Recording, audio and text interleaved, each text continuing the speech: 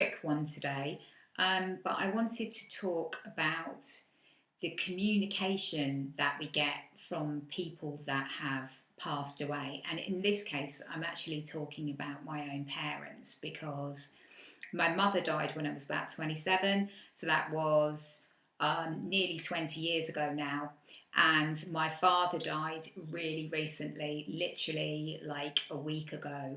And my experience of grief has been very, very different in those two cases, partly because of the different relationships that I had with both of my parents, and also because, I have kind of changed and grown and evolved in the period between my mum's death and my dad's death.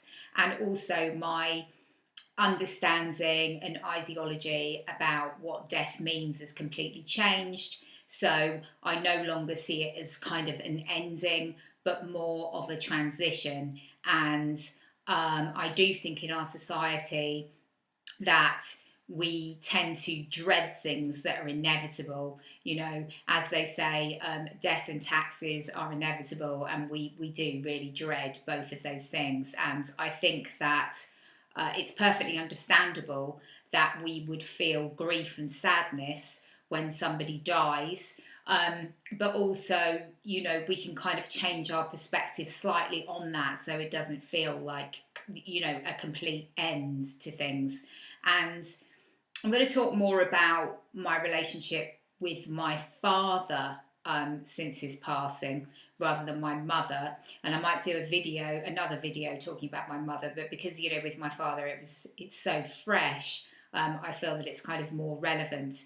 And, obviously some people believe that they can directly communicate with the dead, and some people, would consider themselves to be mediums. I'm not coming from that school of thought at all. It's not even that I'm saying definitely 100% that my father communicated this to me, but this was a message that I had very, very clearly a couple of days after my father died. Now, my relationship with my father was one that he was your archetypal, I guess, emotionally unavailable man. And that kind of, explains the whole kind of career that I had of dating men that were emotionally unavailable. But in his death, in his passing, I have felt a completely different communication and a completely different relationship with my father. In that 2 days after he died, I had a very, very strong message. It's not you. If somebody is reluctant to give of themselves emotionally, then just walk on by and understand that that's nothing to do with you. You're a wonderful being. This is to do with them and their relationship with the outside world, coming from all of the things that they've experienced in their life so far. And actually, I don't even feel anger or feel judgment towards people who are like that anymore, because certainly I used to. And I used to get myself hooked into these kind of dynamics where, like I said in my last video, I would try and get blood out of a stone and kind of, you will love me and you will, realize I'm valuable and all of that kind of stuff. I've now come to realize what a hiding to nothing that actually is, and how it's far better to actually just surround yourself with people that are naturally warm and giving. Because, if you're hoping to emit that vibration yourself, it's very important that you also surround yourself with that. So it's kind of like a two-way street. You have to become what you want to attract. And at the same time, you want to also be surrounding yourself with the things that you want to attract and the people that you want to attract. So, that's kind of where I'm coming from. But this message from my dad was so, so clear, about me not taking that stuff personally. It was just like a reminder. And my dad was sort of saying to me, in this message, which came through mentally and emotionally, it was more of a feeling. And it was when I was actually sat at home in the evening alone after the kind of busyness of the day, where I'd been kind of talking to family about him, and, that we'd just been sort of sharing some historic stories and stuff like that. And, the weird thing is that I actually was in a dynamic with somebody where I felt that this was kind of repeating itself a little bit. And I was very aware of it, and it wasn't really getting to me particularly. It wasn't really upsetting me. I was just kind of acknowledging it and sort of like, oh yeah, this is familiar. I've seen this before. I've been here before. But it just came through, and it was like this loving energy that came over me. That's the only way I could describe it. And I just knew that this was from my dad. And a lot of people who have talked about communication that they've had with people that have passed away, they've said exactly the same thing, that they just knew without a shadow of a doubt that that was where it was coming from. Not my dad in the form he was before. In other words, he wasn't uptight. In fact, he was a very, very gregarious person, and he was really life and soul of the party. But there was always that kind of barrier I felt between me and him in terms of true emotional connection.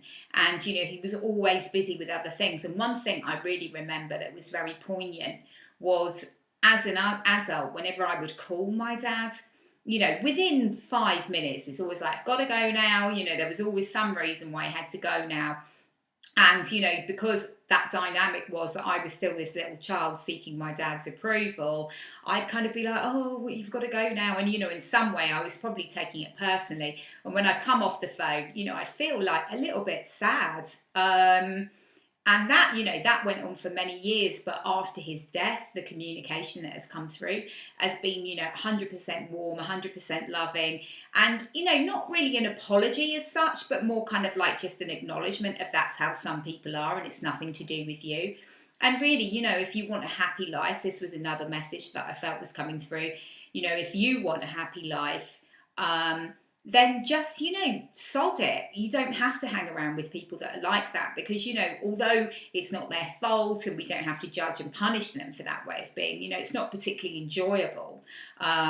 It's much more enjoyable, I guess, to be around people who are just giving freely of themselves and who don't have, various issues in that way with intimate connection. Because I think, yes, to a degree, you can work on creating more, emotional connectedness in relationships with people who are a bit shut down.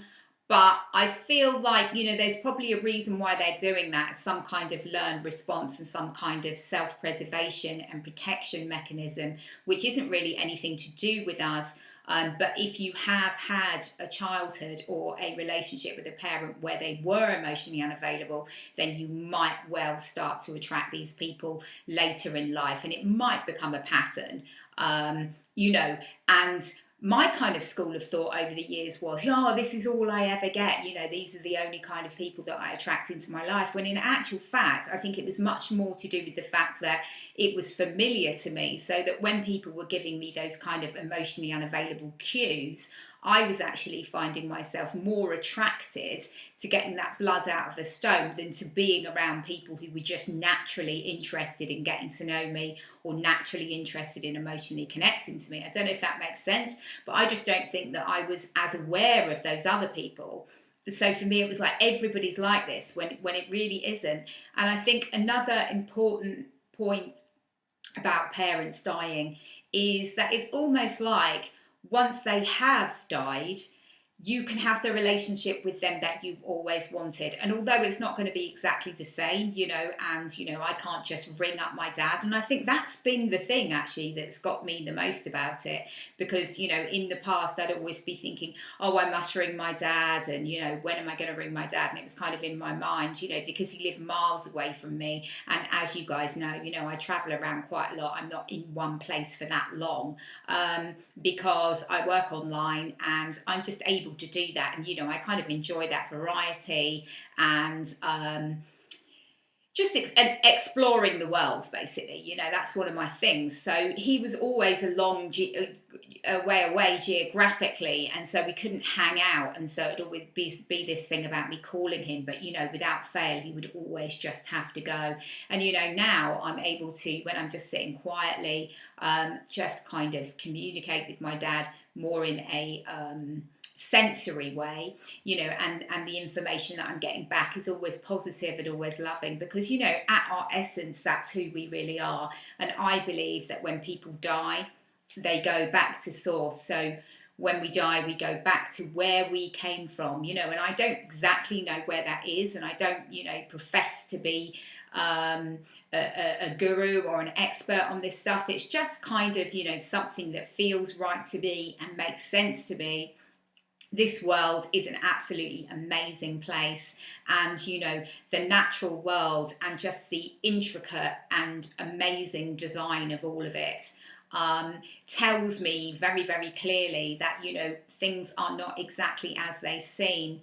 You know, we are here for, in my opinion, to have a human experience, but we are, you know, far more than that, at our essence, at our source. And so now when I'm communicating with my dad, I feel that it's that source energy coming through.